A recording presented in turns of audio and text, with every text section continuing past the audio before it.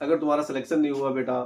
तो इस समाज में जीना बड़ा मुश्किल हो जाता है, क्योंकि यहाँ के ताने बहुत तकलीफ देते हैं, चाहे वो आपके रिलेटिव हों और चाहे आपके फ्रेंड्स हों और चाहे आपका समाज हो और चाहे घर के पेरेंट्स क्यों ना हो, वो भी क्या करते हैं, ताने देने की कोशिश करते हैं कि मैंने तुझ पे इतना पैसा खर्च कर दिया है, मैंने अपने घर को गिरवी रख दिया है, मैं कर्ज में डूब गया हूँ और तू पता नहीं क्या कर रहा था 2 से 4 साल तक लगातार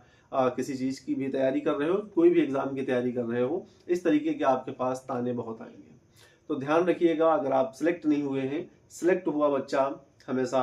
वो अपने पेरेंट्स को अलग अलग तरीके के मोटिवेट देता है और उनके पेरेंट्स जो होते हैं सुनने की कोशिश करते हैं। जो सिलेक्ट नहीं होता है, क्या उसके दिल के अंदर दिल नहीं होता है, दिल उसके अंदर भी होता है, बट वो थोड़ा सा भटक चुका होता है, उसको कोई संभालने वाला नहीं रहता है, उस पर सभी लोग ताने मारने की कोशिश करते हैं। तो मैं उन एस्पायरेंट्स के पेरेंट्स से बात करना चाहता हूँ, अगर आपका बच्चा इस मोड़ पे खड़ा है तो आप उसका साथ ना छोड़िए, बल्कि उसके साथ डटे रहिए, कंधे से कंधा मिलाइए। हो सकता है कि उसने इस फील्ड में ना परफॉर्मेंस कर पाया हो सकता है किसी दूसरी फील्ड में अपना परफॉर्मेंस दिखा सके, वो अपना जो है जलवा बिखेर सके कि इसके अंदर हम नहीं सक्सेस हो पाए हैं, तो हो सकता है किसी दूसरे क्षेत्र में हो सकता है। तो उससे क्या करें, उसको अधूरा ना छोड़ें, उसको उसके कंधे से कंधा मिला करके उसके साथ में डटे रहें। और ये समाज, ये लोग, दोस्त, girlfriend, parents, sister, brothers, relative, ये सब बोलेंगे अगर तू पढ़ता था तो फिर तू फेल कैसे हो गया, तू कुछ बन क्यों नहीं पाया है, ये सारे आपके पास ताने आते रहेंगे। तो ध्यान रखिएगा, ये तुम्हारा बेटा है, तुम ही को चुनाव करना है इसका, तुम ही को सिलेक्ट करना है और तुमको ही इसकी फीलिंग को समझना है, क्योंकि आप नहीं समझेंगे तो फिर कौन समझेगा, समाज तो समझेगा नहीं। समाज ये अपनी ज़िंदगी को 10 से 12 साल, 18 साल, 20 साल की लाइफ को अपना एजुकेशन सिस्टम में लगा के रखा हुआ है और फिर उसके बाद में सिलेक्ट नहीं हुआ है तो क्या उसको तुम छोड़ दोगे। आज कुछ ऐसे पेरेंट्स होते हैं, मैं सभी पेरेंट्स की बात नहीं करता हूँ, बहुत ऐसे पेरेंट्स होते हैं जो मिडिल क्लास के हों या हायर क्लास के हों। हायर क्लास के तो ऐसा नहीं बोलते हैं क्योंकि उनके पास तो बहुत ज़्यादा पैसा होता है। मिडिल क्लास के जो पेरेंट्स होते हैं वो अपने बच्चे को पढ़ाने के लिए जी तोड़ मेहनत करते हैं, एक एक पाई जोड़ करके उसकी फीस का इंतजाम करते हैं और फिर उनका बच्चा अगर सेलेक्ट नहीं हो पाता है, उनका बच्चा अगर सक्सेसफुल नहीं हो पाता है, तो वो अपने बच्चे पे ताने मारने की कोशिश करते हैं। तो मैं उनसे कहता हूँ, थोड़ी सी मेरी 2 लाइनें हैं, ये हर समाज में, हर जगह, हर सोसाइटी की बात कर रहा हूँ। ऐसा ना बोलिए कि मेरा कर्ज जो है तुमको पढ़ाने में मेरा इतना पैसा खर्च हो चुका है और मैं कर्ज में डूब चुका हूँ, आज तेरी वजह से मेरे पास कुछ भी नहीं है रह गया है मेरे पास, मैं तो सब तेरी फीस पे लुटा दिया हूँ और तेरे खाने पीने के इंतजाम में मैंने लुटा दिया है। तो मैं उन पेरेंट्स को ये कहना चाहता हूँ, 1 मिनट की बात है, मैं उन पेरेंट्स को ये कहना चाहता हूँ कि अगर आपका बच्चा सिलेक्ट नहीं हुआ है, सक्सेसफुल नहीं हुआ है, हो सकता है वो दूसरे फील्ड में कहीं पर सक्सेस हो सके, सिलेक्ट हो सके, तो इसलिए ध्यान रहे, उसको ताने ना मारें, बल्कि उसके कंधे से कंधा मिला करके और उसको दूसरे रास्ते पे लगाने की कोशिश करें और उसका साथ दें, ताकि वो दूसरी फील्ड में अपना कैरियर बना सके और अपनी जो है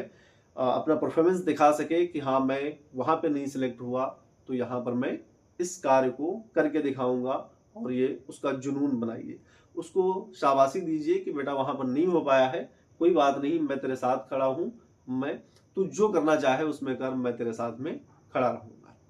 और मैं उन एस्पेरेंट से ये कहना चाहता हूँ कि उन आंसुओं की भरी जो आंखें हैं, उन आंसुओं की भरी हुई आंखों को जरा एक बार देखिए कि जो अभी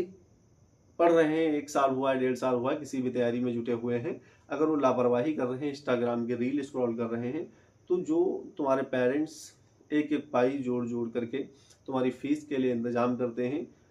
उनकी जो आंखें हैं, आंसुओं से भरी हुई आंखें हैं, जरा एक बार उन आंखों में झांक करके देखिए, क्या उसमें दर्द झलक रहा है। वो अपने पेट को काट करके तुम्हारी फीस का इंतजाम करते हैं, वो कपड़े नहीं पहनते हैं, तुम्हारे लिए अच्छे कपड़ों का इंतजाम करते हैं, उनके पैरों में चप्पल नहीं होते हैं, तुम्हारे पैरों को नुकसान ना पहुंचे, इसलिए तुम्हारे पैरों में चप्पल अच्छे से अच्छे दिलवाते हैं, ताकि उनका बेटा दिल्ली में पढ़ रहा है, उनका बेटा लखनऊ में पढ़ रहा है, उनका बेटा बड़ी बड़ी सिटीज़ के अंदर पढ़ रहा है, ताकि वहाँ पे कंपटीशन बहुत होता है, तो अलग अलग तरीके से उनके खाने पीने के इंतज़ाम। अब ये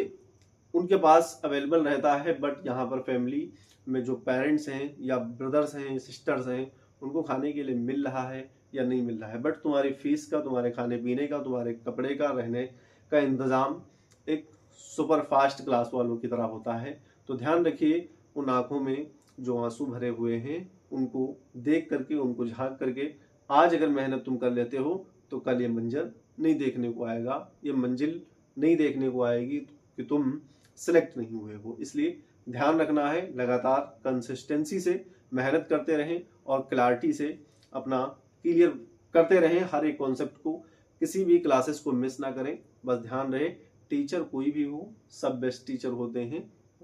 अपने आप को सिलेक्ट करना है कि हम किस टीचर से पढ़ना चाहते हैं और क्या कौन सा टीचर आपको समझा सकता है।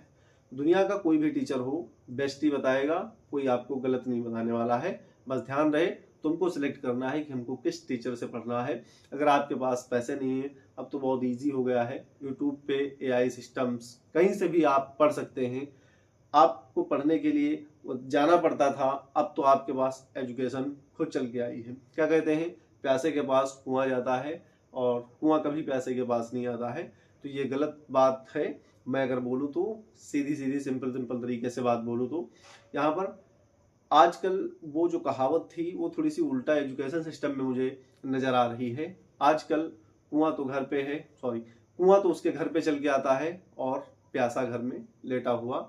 रजाई में रील स्क्रॉल कर रहा है इंस्टाग्राम की। तो ध्यान रहे, कुआं तुम्हारे पास चल के आया है तो इसका मिसयूज ना करें, बल्कि इसका यूज करें और इसमें से थोड़ा थोड़ा एक एक बाल्टी पानी निकालते रहें, ताकि एक टाइम ऐसा आएगा कि आपके पास बहुत कुछ ज्ञान का भंडार हो जाएगा, जिससे आप किसी भी एग्जाम को क्वालिफाई करने के लिए अवेलेबल हो जाएंगे। बस ध्यान रहे, कंसिस्टेंसी और क्लैरिटी दोनों हाथ में होनी चाहिए। समझ लेना कि मैं इस जंग को फतेह कर चुका। मैं BWC वाला, आपका हम सबका ब्यूटीफुल चैनल BWC वाला ऑफिशियल। अगर आपको साइंस में कुछ जानना है तो आइए यूट्यूब के दूसरे वीडियो पे मिलते हैं और आपको बेहतर तरीके से पढ़ाया जाएगा। चाहे आप जी की तैयारी कर रहे हैं, चाहे नीट की तैयारी कर रहे हैं या किसी भी कॉम्पिटिटिव एग्जाम की तैयारी कर रहे हैं, खास करके class 11th 12th 9th 10th। मिलता हूँ नेक्स्ट वीडियो में।